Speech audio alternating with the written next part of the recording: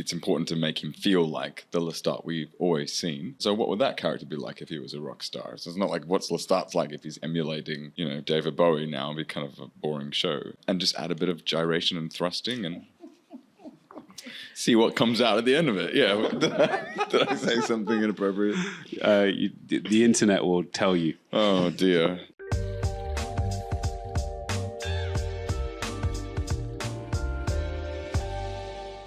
So what is it like returning to Comic-Con after last year you made this big announcement about, you know, the Rockstar storyline in season 3? Well, now we have like more actual footage rather than the kind of Comic-Con teaser, which is what we did last year. So yeah, it's kind of, we're in the middle of it. So it feels a bit more real rather than this ephemeral kind of concept that we were trying to tease everybody with. Yeah. How much of the season have you shot so far? 22 days of 70 days. We just started, like huh? that. Yeah. 22 days of 70 days. That's a lot of days. What's it like to kind of get a break from, you know, being in the on-set world and come see the fans, you know, here at Comic-Con? What's it like? It's great. It's great. It's really, I mean, it's really fun. I mean, we're shooting night shoots at the moment, so it's quite a shift to go from the night to the day. But it's really lovely to, you know, meet people who watch the show and love the show. And it actually is kind of energizing, and it gives you a lot of fuel to go back into it because you're like, yeah, we, you know, you meet the people who are making it for, who's going to watch it, and it's exciting. It's fantastic. And fans of the show are so passionate, so I'm sure they're so excited to see you here at Comic-Con. And this season really sees a major vibe shift, it sounds like. What can you tell us about that and how the show is going to incorporate these musical moments? Yeah. It's a very musical show now. We've been working on a lot of songs.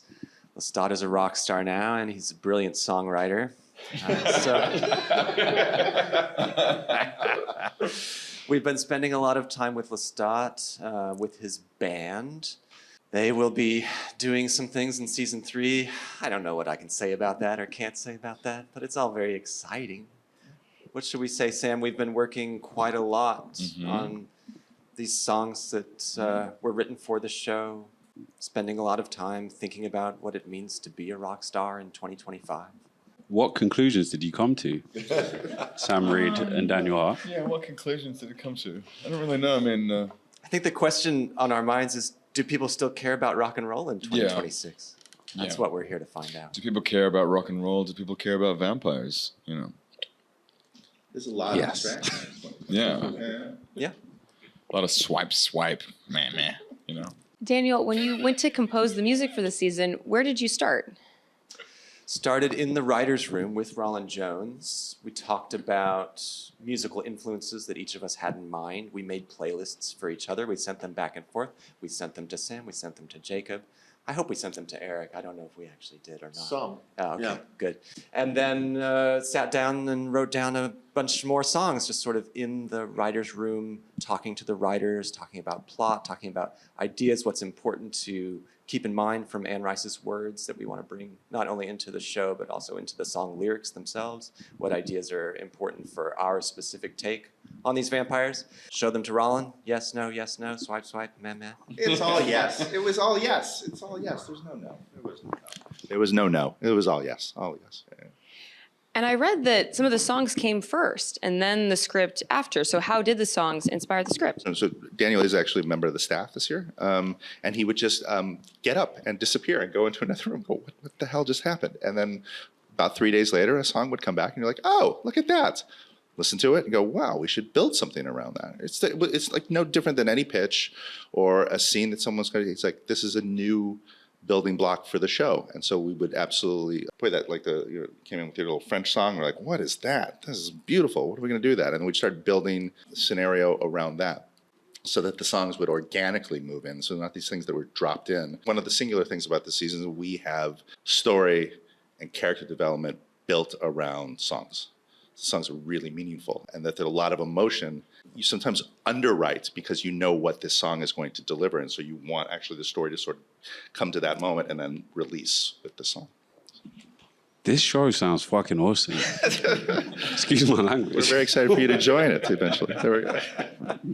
I think one of the things about this show, and the music plays into this totally is just sheer intensity, and the vampiric violence that happens is sheer intensity. Sam, what rock stars did you look to for inspiration for Rockstar, Lestat? You know, interestingly, like Daniel and I talked about Kurt Cobain quite early, which was a bit of a weird thing because the music wasn't necessarily within that vein, but I think it actually did massively help. David Bowie, obviously, Freddie Mercury, Jim Morrison, but I think like it's also important to like make sure he's not feeling like imitation or a copy. Lestat is quite a singular character, and you know he's created by Roland and Rice, of course, and so it's important to make him feel like the Lestat we've always seen. And so, what would that character be like if he was a rock star? So it's not like what's Lestat's like if he's emulating, you know, David Bowie now. It'd be kind of a boring show. Yeah, and just add a bit of gyration and thrusting and see what comes out at the end of it. Yeah, with the beautiful music that Daniel Hart's written, you know. I just heard a crazy innuendo then. And What was sorry, it? what was the next question? Did I say something inappropriate? The internet will tell you. Oh, dear. He said thrust. Well, sorry. That Eric Bogosian did a Beavis and Butthead. How great is that?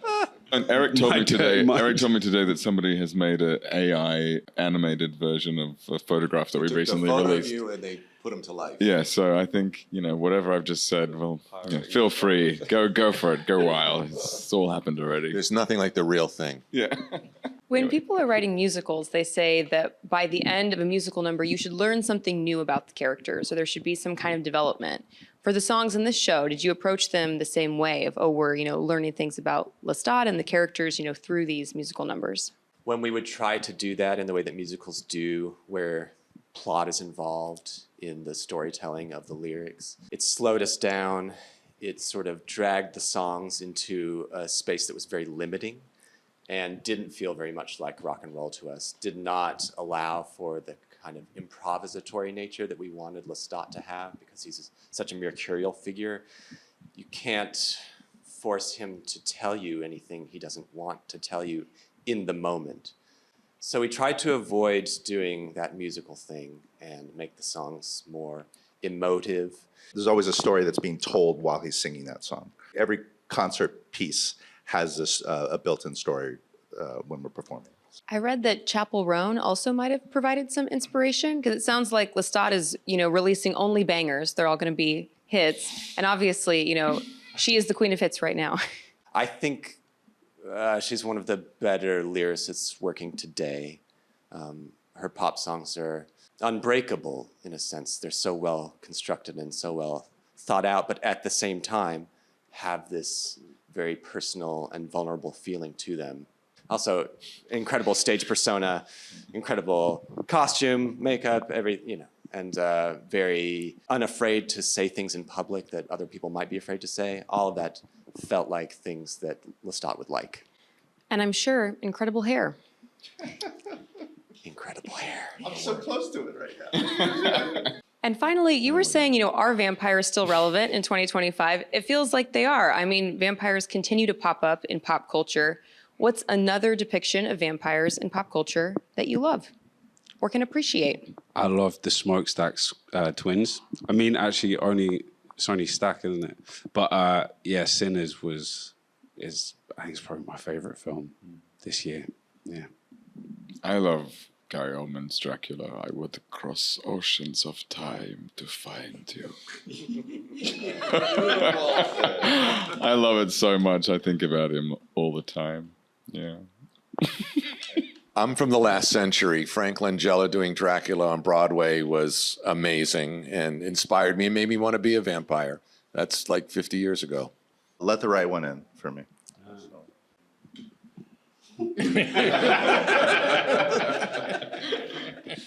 Yeah, I'm trying to think now. We put so much pressure on you. Yeah, I know exactly. I've been waiting all this time. What we do in the shadows. Thank you for joining us. Thank you for having us.